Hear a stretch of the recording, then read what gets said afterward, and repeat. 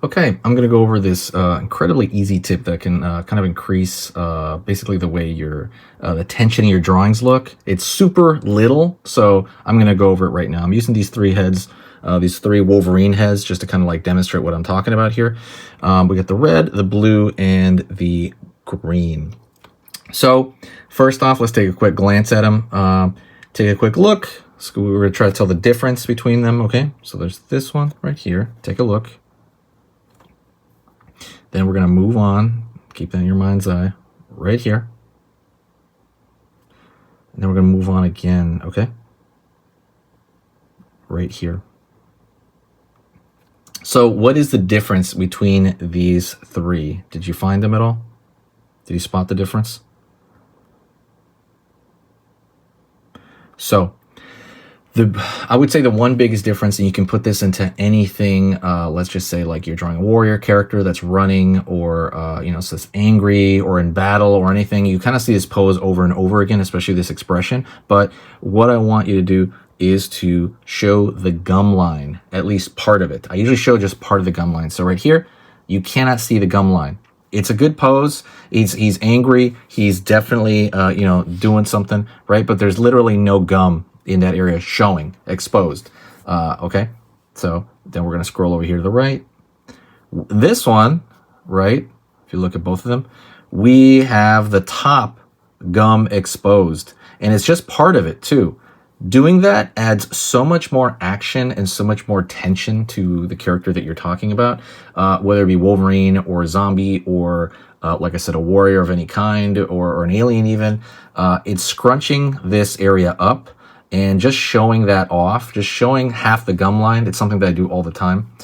Just showing one gum line. You can do both. It's going to look like too much. But showing one right there definitely has, how do you say? It has more tension, it has more flexion going on, and it makes it look like the character's trying and tensing their face more as they are either attacking or in a fight, right?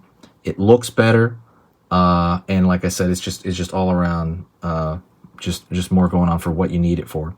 And then we're gonna go over here, and this is the final one right here. I did the bottom and the top.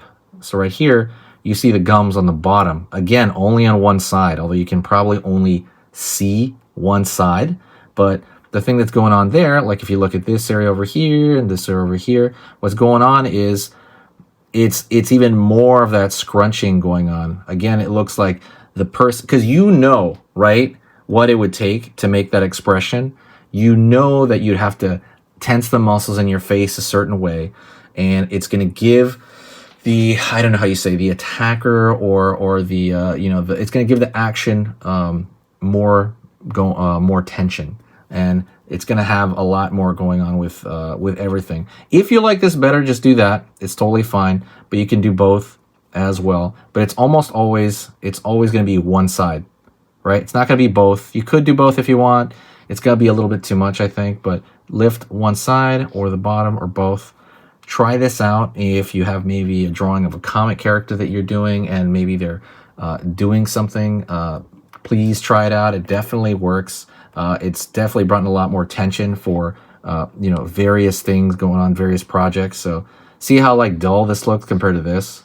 Just even that right there. Let's take a look at them closer. Even that right there, there's a huge difference between the tension of the face. So anyways, that's pretty much it. If you enjoyed this little tip, do me a huge favor, hit the like button. Also, let me know what you want to see on the channel. I'll go over it.